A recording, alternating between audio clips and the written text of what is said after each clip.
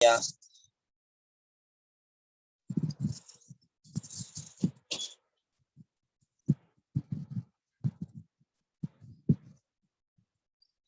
تو ہم نے گزشتہ سبق میں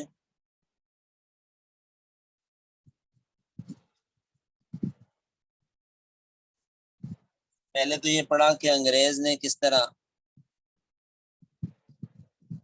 دنیا پر تسلط قائم کیا، پھر کل یہ بات پڑھی کہ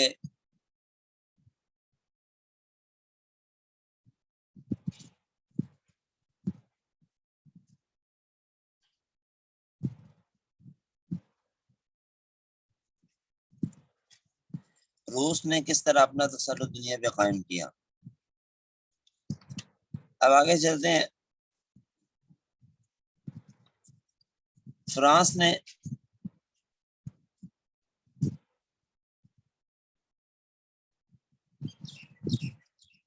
بیس تیماری مہمات کو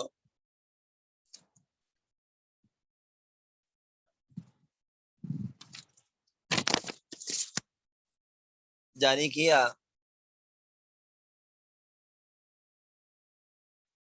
تو فرانس ہندوستان میں انگریزوں سے آگے نہیں بڑھ سکے۔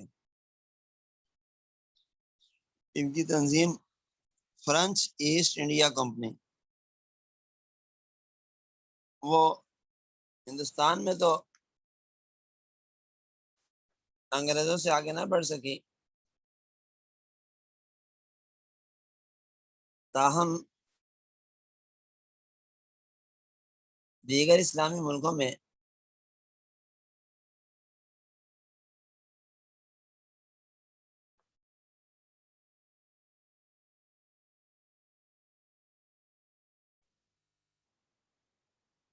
فرانس نے اپنی استعماری مہم جوئی جاری رکھی۔ 1830 میں الجزائر پر قبضہ کر لیا۔ یہ خلافت عثمانیہ کا صوبہ تھا، اور یہاں کا گورنر حسین پاشا تھا، اسے گرفتار کر کے پیرس لے گئے۔ پھر شمالی افریقہ کے مسلم ممالک یہ کے بعد دیگرے ان کے مسخر ہوتے چلے گئے۔ 1881 میں تیونس اور 1882 میں سینیگال اور مڈغاسکر ان کے زیر نگین آ گئے۔ 1912 میں مراکش، 1921 میں شام، یہ بھی فرانس کی ملک گیری ہوس کا نشانہ بن گئے۔ ایک طرف اٹلی تھا، تو اٹلی نے بھی افریقہ کے اسلامی ممالک کو اپنا ہدف بنایا۔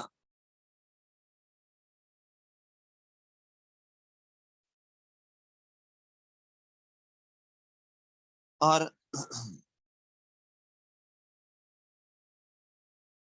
1887 میں صومالیہ، ایریٹریا پر حملہ کیا، اور ان دونوں ملکوں پر تسلط قائم کیا۔ 1911 میں لیبیا پر قبضہ کر لیا۔ تو یوں 20ویں صدی کی شروع تک تقریباً پورا عالم اسلام استعمار کے شکنجے میں آ چکا تھا۔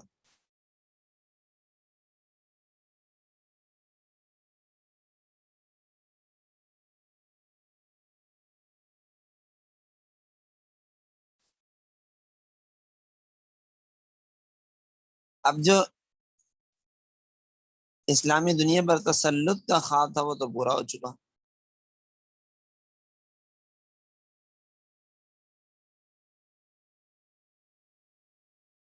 اب اگلا مرحلہ تھا خلافت اسلامیہ کے خاتمے کا۔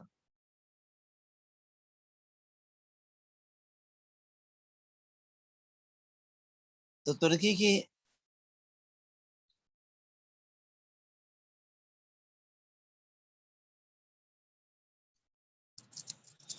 خلافت عثمانیہ جو اپنے دور میں خلافت کی محافظ تھی اور وہ 3 بر اعظموں پر پھیلی ہوئی تھی،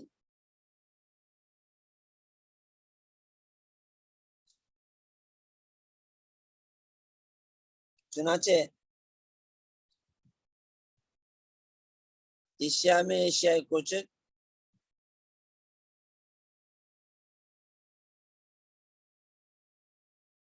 عراق، شام، فلسطین اور جزیرہ عرب عثمانی خلافت کی حفاظت میں تھے۔ یورپ میں ہنگری، آسٹریلیا، بلقان کی ریاستیں،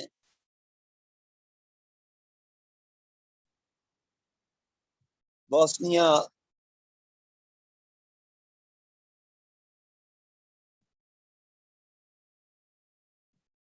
ہرزیگوینیا، سربیا، کروشیا، مقدونیہ، یونان، مونٹینیگرو، البانیہ، بلغاریہ، یوکرائن، رومانیہ، یہ سب خلافت عثمانیہ کے ماتحت۔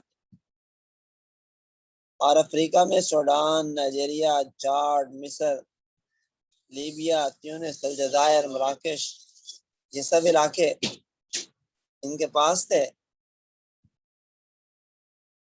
اور یورپی ممالک صدیوں تک ان پر اپنے دانت پیستے تھے،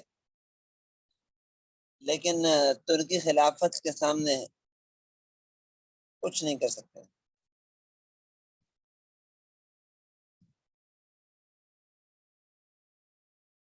اور انہوں نے ترکی کی قوت کو، سطوت کو، خلافت کو ایسٹرن کوسٹن کا نام دے دیا تھا کہ یہ جی مشرقی مسئلہ ہے ہمارے لیے، اس مسئلے کو ہم نے حل کرنا ہے۔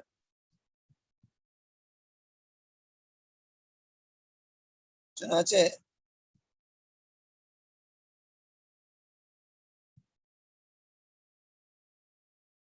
ان لوگوں نے 19ویں صدی میں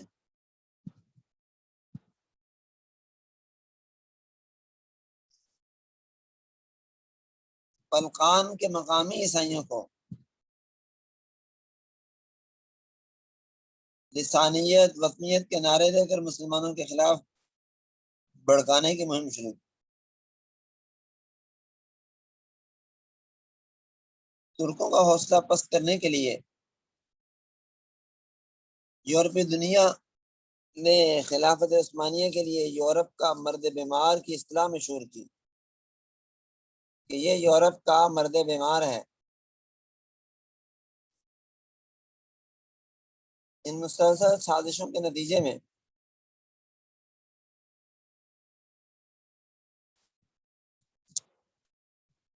پہلے تو یونان والوں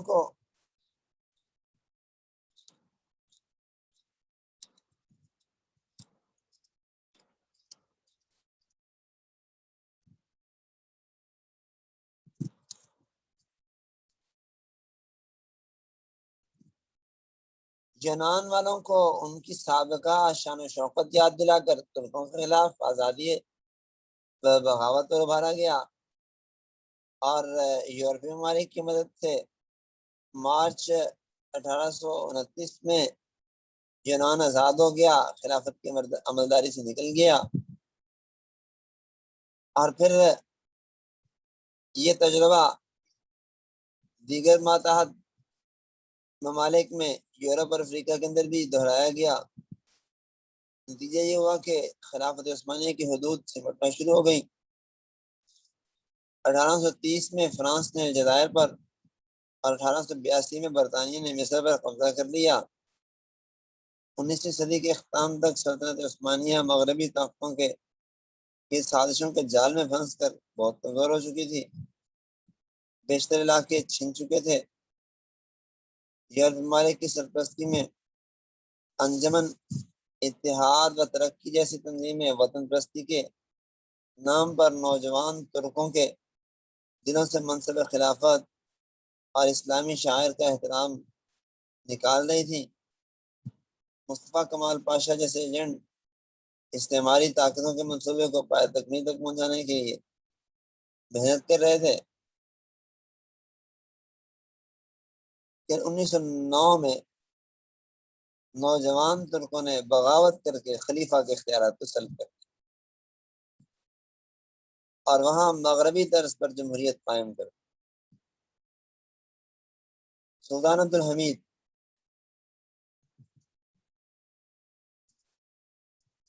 جو استعماری طاقتوں کے راستے میں حائر تھے، معزول کر دیے گئے اور محمد خامس کو برائے نام خلیفہ بنا دیا گیا۔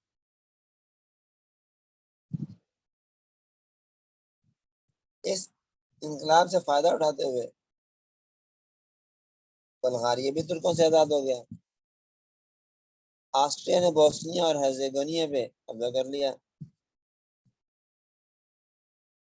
1911 میں اٹلی نے لیبیا پہ بھی قبضہ جما لیا۔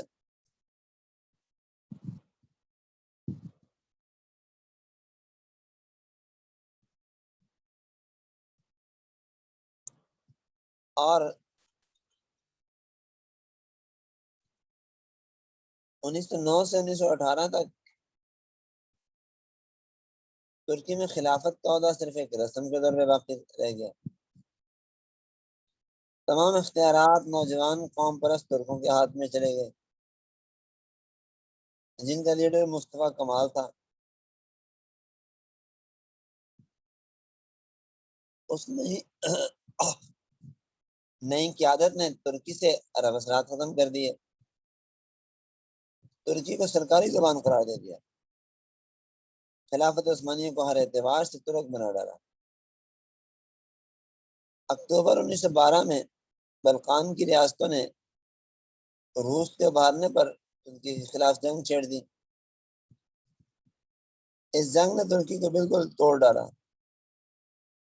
30 مئی 1913 کو لندن میں بلقانی ریاستوں اور ترکی میں سمجھوتا کرایا گیا۔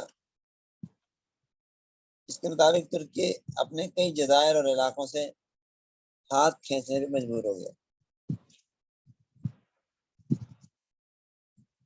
جنگ بلقان کے بعد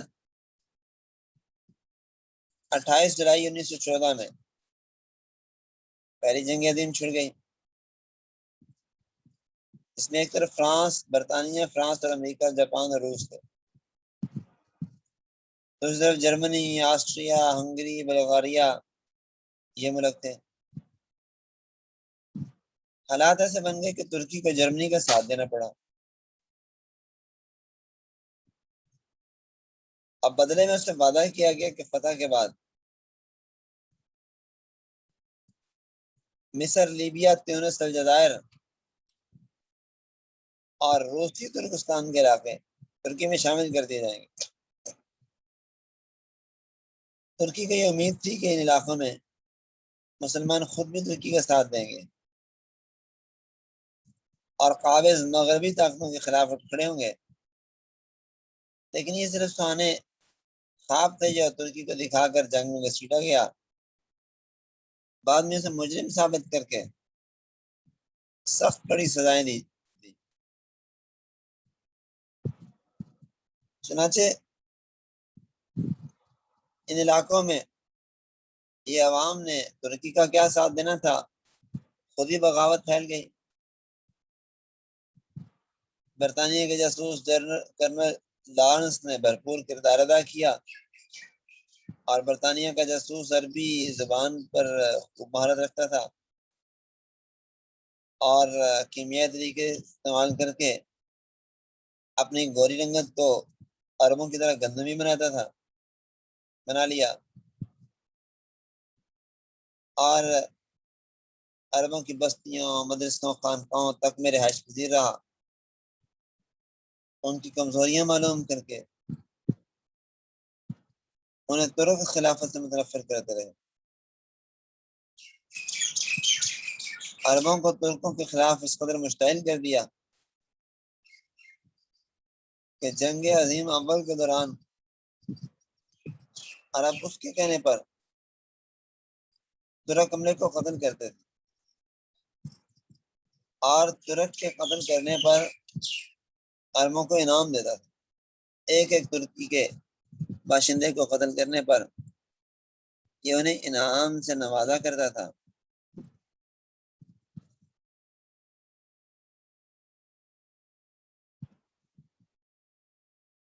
چنانچہ اسی نے حجاز کے گورنر اور شریف مکہ حسین اور اس کے بیٹوں امیر فیصل اور امیر عبداللہ کو ترکوں کے خلاف بغاوت پر ابھارا اور ان سے وعدہ کیا کہ ترک خلافت ختم ہو جائے نا تو حسین کو جزیرہ عرب کا، فیصل کو شام کا، عبداللہ کو فلسطین کا حکمران بنا دیں گے۔ لالچ میں آ کر جون 1916 میں شریف مکہ اور اس کے بیٹوں نے ترک خلافت کے خلاف علیہ بغاوت بلند کر دیا اور جزیرۃ العرب پر اپنی حکومت قائم کر لی۔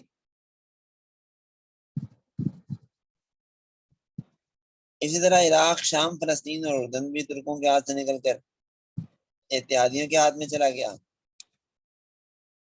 آخر کار ترکی گھٹنے ٹیکنے پہ اور صلح کرنے میں مجبور ہوا۔ 30 اکتوبر 1918 میں مڈلاس میں جنگ بندی کی بات چیت ہوئی اور 10 اگست 1920 میں معاہدہ سیورے ہوا۔ اس کے مطابق فاتح استعماری قوتوں نے ترکی کو شام، فلسطین اور عراق سے دستبردار ہونے پر مجبور کر دیا۔ درہ دانیال سمیت اہم عسکری مقامات بین الاقوامی نگرانی میں دے دیے گئے۔ جزیرہ عرب پہ شریف مکہ حسین کی خود مختاری تسلیم کر لی گئی اور ترکی کو صرف 15,000 بری فوج رکھنے کی اجازت دی گئی اور تمام فضائی اور بحری اڈوں سے محروم کر دیا گیا۔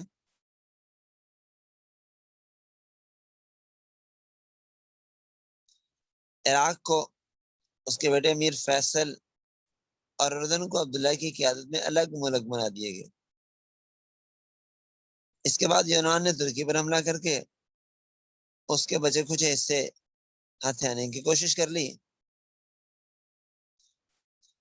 ان جنگوں میں مصطفیٰ کمال پاشا ایک نامور جرنیل کے طور پہ مشہور ہوا اور عالم اسلام میں اسے ایک عظیم قائد سمجھا جانے لگا۔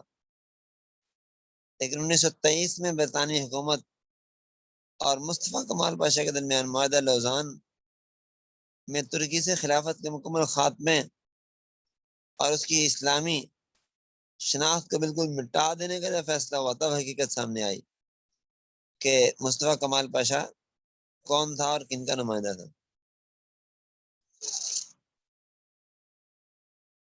1924 میں مصطفیٰ کمال پاشا نے خود خلافت کے خاتمے کا اعلان کر دیا۔ جیسے اقبال نے کہا، چاک کر دی ترک نادا نے خلافت کی قبا، سادگی اپنوں کی دیکھ غیروں کی عیاری بھی دیکھ۔ ان طاقتوں کو ڈر یہ تھا کہ مسلمان پھر سے خلافت کو زندہ کرنے کے درپے نہ ہو جائیں، اور ہماری جو 1200 سال کی محنت تھی خلافت اسلامی مسلمانوں کی خلافت کو ختم کرنے کی، تو اس پر پھر سے پانی نہ پڑ جائے۔ تو انہوں نے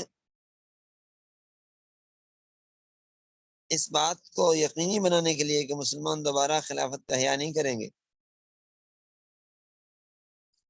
چند اقدامات کیے۔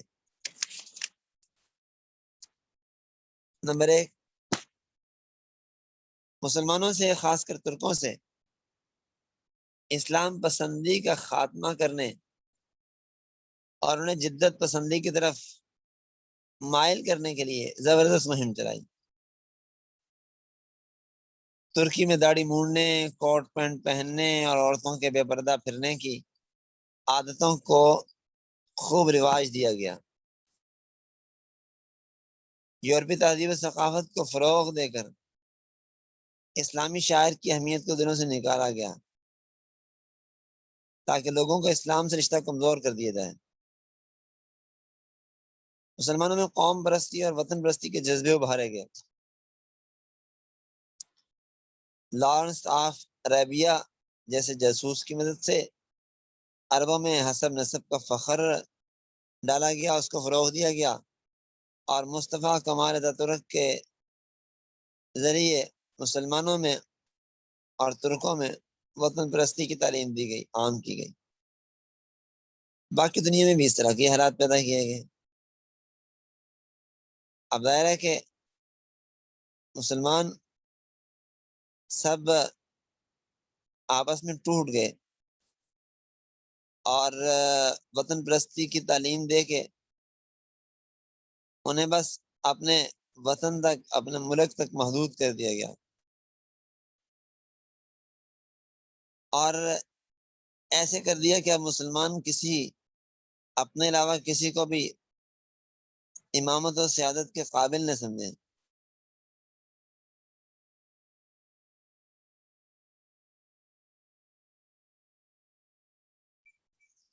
اب اس کے ساتھ ساتھ ترکوں میں یہ پرچار کیا گیا کہ خلافت ایک عزم معطل ہے،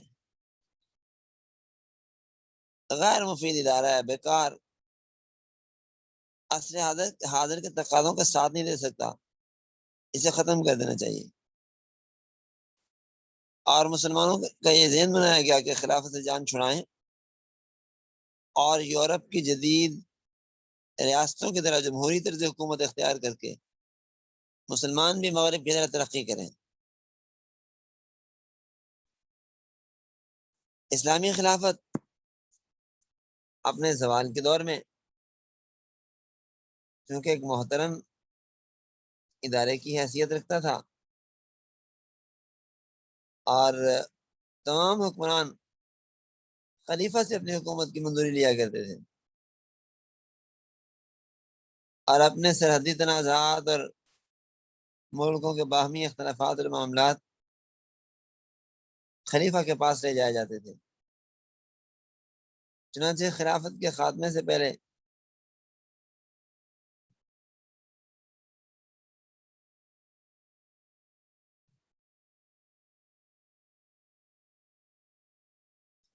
اور لیگ آف نیشنز ایک متبادل عالمی ادارے کی بنیاد رکھی گئی، اور اس کا ڈھانچہ امریکی صدر ویلسن کے سیاسی مشیر کرنل مانڈیل ہاؤس نے اپنے رفقا کی مدد سے تیار کیا۔ اس کا مقصد تھا کہ دنیا کے تمام ممالک اپنے تنازعات کے لیے کسی عالمی مرکزی ادارے کی سرپرستی میں رہیں، تاکہ ان کے اندر سے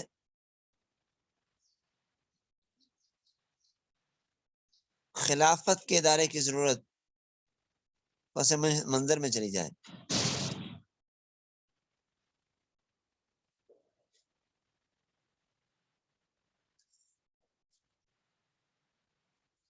خلافت کے خاتمے کی کارروائی اگر یہود و نصارہ کے ہاتھوں سے انجام پاتی تو مسلمان اس کے رد عمل میں جلدی کہیں نہ کہیں خلافت کے احیاء کی کوشش شروع کر دیتے،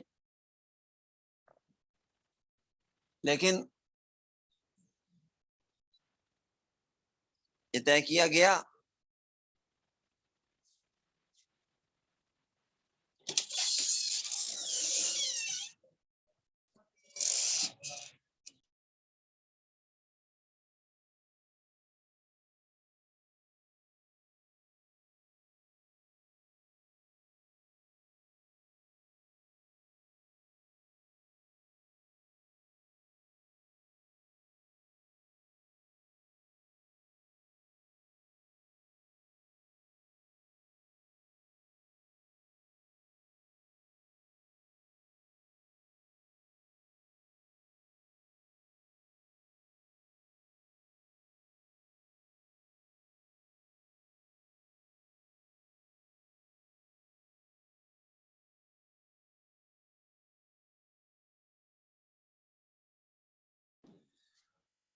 تو اب آپ غور کیجئے گا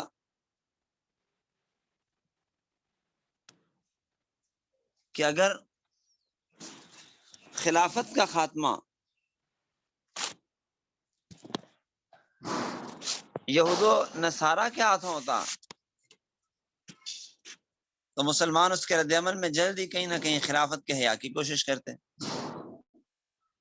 اس لیے طے کیا گیا کہ کارروائی خود ترکی کے مسلمانوں میں سے ایک شخص سے کروائی جائے جسے دنیا ایک غازی اور مجاہد کے نام سے جانتی ہو، تاکہ مسلمانوں میں کوئی رد عمل پیدا نہ ہو.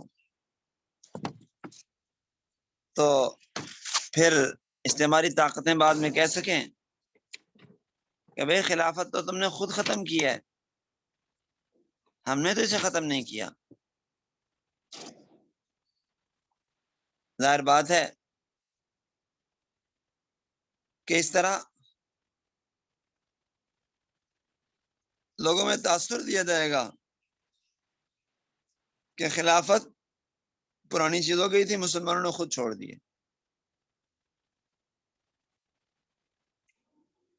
اس کا کوئی فائدہ نہیں رہ گیا تھا. اور یہ صورتحال نہایت خطرناک تھی اور افسوسناک تھی. اب آخری مرحلہ تھا اسلامی دنیا کے حصے بکھرے کرنے کا اور ان لوگوں کے واپسی کی تیاری کرنے کا. اس سے ہماری طاقتیں واپس کیوں جانا چاہتی تھیں؟ کیونکہ انہوں نے جتنے وسائل تھے اسلامی دنیا اور مشرقی ممالک کے، وہ سب لوٹ لیے تھے. اسلامی دنیا کی مثال اب ایک کھیت کی سی رہ گئی تھی جسے جنگلی جانوروں نے اچھی طرح چر لیا اور وہاں اناج کا ایک دانہ، بھوسے کا ایک تنکا بھی نہ بچاؤ. اب اگلی فصل تیار ہونے کے لیے ظاہر ہے اس کھیت کو کچھ عرصہ کے لیے چھوڑنا ضروری ہے.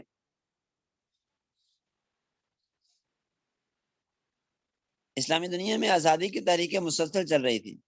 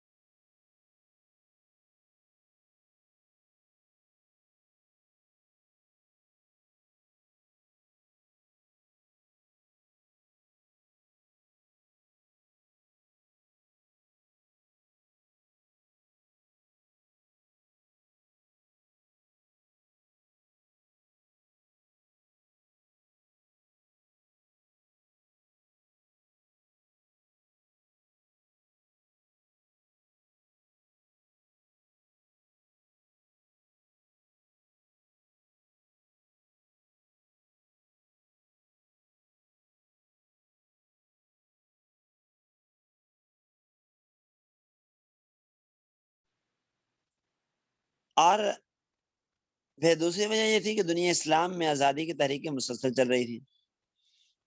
انہیں دبانے کے لیے زر کثیر کی ضرورت تھی. اب استعماری طاقتیں ایک غیر پیداواری دنیا پر تسلط قائم کرنے کے لیے اتنی بڑی سرمایہ کاری کو فضول سمجھتی تھی. اس لیے واپسی کو بہتر سمجھا گیا. اور زمانے کی تبدیلیوں نے مضبوط اور مستحکم اور بڑی طاقت رکھنے والی حکومت کا مفہوم بدل دیا تھا. اب کوئی ملک رقبے اور آبادی کے اعتبار سے بڑا ہونے سے بڑا نہیں بنتا تھا، بلکہ بڑی طاقت وہ ملک ہوتا تھا کہ جو معیشت، جس کی معیشت مستحکم ہو، تعلیم، ٹیکنالوجی، اسلحہ سازی، صنعت، تجارت کے حوالے سے وہ غالب ہو. چنانچہ اب محض رقبے کے اعتبار سے کسی ملک کا بڑا ہونا یہ کوئی ایسی چیز نہیں رہ گئی. چنانچہ اس کے ساتھ ساتھ اسلامی دنیا اور مشرقی ممالک میں استعماریوں کے نظام تعلیم اور ثقافتی مہم نے مغرب پسند لوگوں کی ایک کھیپ پیدا کر دی تھی، اور استعماری طاقتوں نے ان علاقوں کی سیاسی باغ دوڑینی لوگوں کے ہاتھ میں دے دی تھی۔ اب جب پوری تسلی کر لی گئی کہ یہ نئی سیاسی قیادت جن کے ہاتھوں میں اب ان خطوں کی سیاسی باغ ڈور ہے، یہ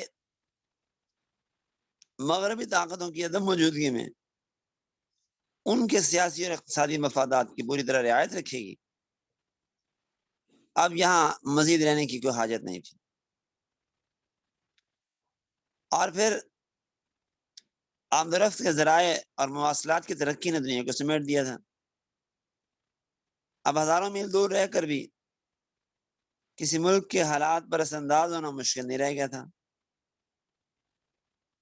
استعماری طاقتیں اپنی حدود کو سمیٹ کر بھی مسلم دنیا اور مشرق پر مسلط رہ سکتی تھی۔ خلافت ختم ہو چکی تھی، مسلمانوں کو متحد رکھنے والا کوئی رسمی پلیٹ فارم باقی نہیں بچا تھا۔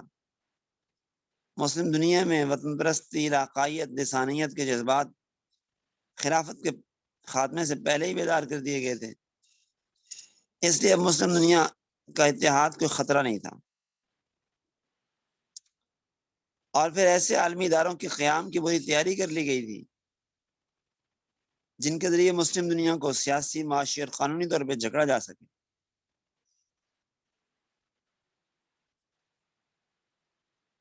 ابھی تک جب تک اقوام متحدہ قائم نہیں ہوئی تھی، آپ غور کیجئے کہ کسی ملک کو آزادی بھی نہیں ملی۔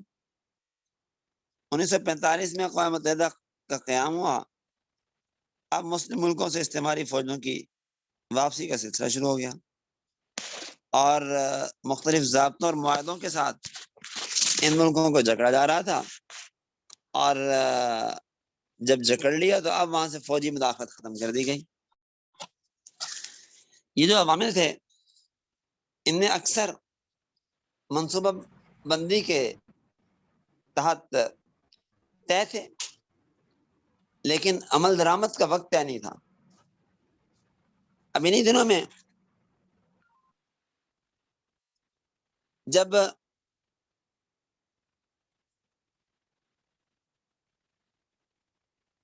ایک قضیہ پیش آیا جس کی وجہ سے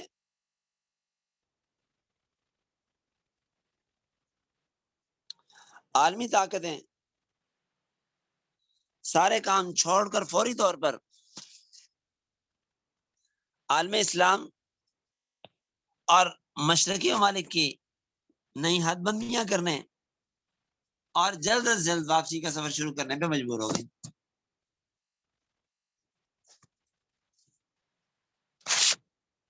وہ یہ کہ مشرقی دنیا کے وسائل کی جب بندر بانٹ کی انتہا ہوئی تو چوروں کے ٹولے میں خود ہاتھاپائی شروع ہو گئی، اور 1939 میں دوسری جنگ عظیم کا آغاز ہو گیا۔ استعماری طاقتوں کے وسائل کا ایک بڑا حصہ اس جنگ پر خرچ ہو گیا۔ اب یہ مجبور ہوئے کہ اپنے اخراجات کم کریں، اور پھر ان ملکوں میں، اسلامی ملکوں میں آزادی کی تحریکیں بھی زور پکڑ گئیں، تو مناسب یہ ہوا کہ بس ان ملکوں کو، مسلمان ملکوں کو بانٹ کر استعماری طاقتیں واپسی کا راستہ اختیار کریں۔ چنانچہ اس جنگ عظیم کے بعد یکے بعد دیگرے اسلامی ملکوں کو سیاسی آزادی ملی۔ 1946 میں فلپائن کو امریکہ سے آزادی ملی، 47 میں انگریزوں نے بر صغیر کو چھوڑا، 1956 میں فرانس مراکش اور تیونس سے نکل گیا، 1962 میں الجزائر کو بھی فرانس سے آزادی نصیب ہوئی. تو اب ظاہر ہے کہ جہاں پہلے ایک اسلامی ملک تھا وہاں پہ کئی ممالک بن گئے تھے،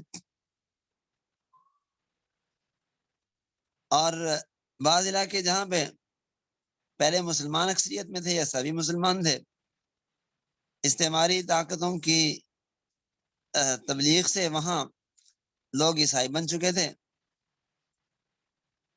جیسا کہ فلپائن ہے، پہلے مکمل اسلامی ملک تھا، اب غیر مسلم اکثریتی علاقہ بنا دیا گیا اور تقسیم کر دیا گیا. تو یہ جو سرحدوں کی تقسیمیں تھیں یہ بھی زبردست فریب کاری کے ذریعے کی گئی.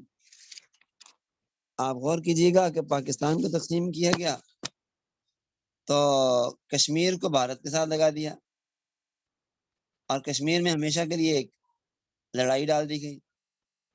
حیدرآباد دنکن اور جوناگڑھ یہ سازش کے تحت ہندوستان کو دے دیے. ادھر دوسری طرف اور پھر پانیوں کا مسئلہ ہمیشہ کے لیے بنا دیا گیا.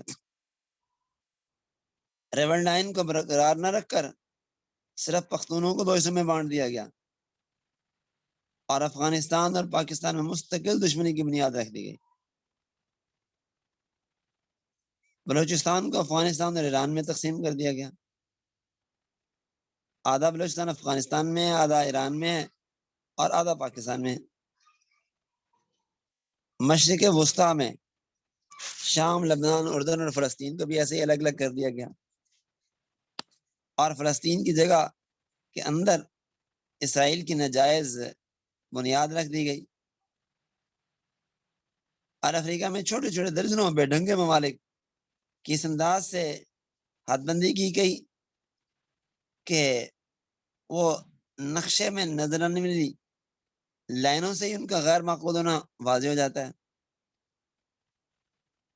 اور اس کے علاوہ آزاد ہونے والے مسلم ممالک کی سیاسی پارٹیوں میں ان کے تربیت یافتہ ایجنٹ داخل کر دیے گئے، جیسا کہ مسلم لیگ میں سر ظفر اللہ قادیانی ایک اہم رکن کی حیثیت سے شامل تھا. پاکستان بنا تو وہ وزیر خارجہ، پہلا وزیر خارجہ وہی بنایا گیا. تو یوں انہوں نے مسلم دنیا کو بندر باڑ سے ٹکڑے ٹکڑے کر دیا، اور ایسی پالیسیاں بنائی کہ کبھی بھی ان میں آپس میں اتفاق اتحاد نہ ہو سکے، انتشار ہمیشہ کے لیے باقی رہے، اور مسلمانوں میں آپس میں ہمیشہ کے لیے جنگ بڑھتی رہے. اور لسانیت پہ، سیاست پہ، اور مذہبی فرقہ بندیاں اور طرح طرح کی چیزیں قائم کر کے مسلمانوں کو توڑ دیا گیا آپس میں. تو یہ سب کام ان کی طرف سے کیے گئے اور یوں مسلمانوں کو توڑا گیا. تو انشاءاللہ یہاں سے آگے بات اللہ نے چاہا تو کل کریں گے. آج اسی پہ اکتفا کرتے ہیں. حضرت مرام بحاد القدر نقب یوم اللہ الحمد جزاکم اللہ.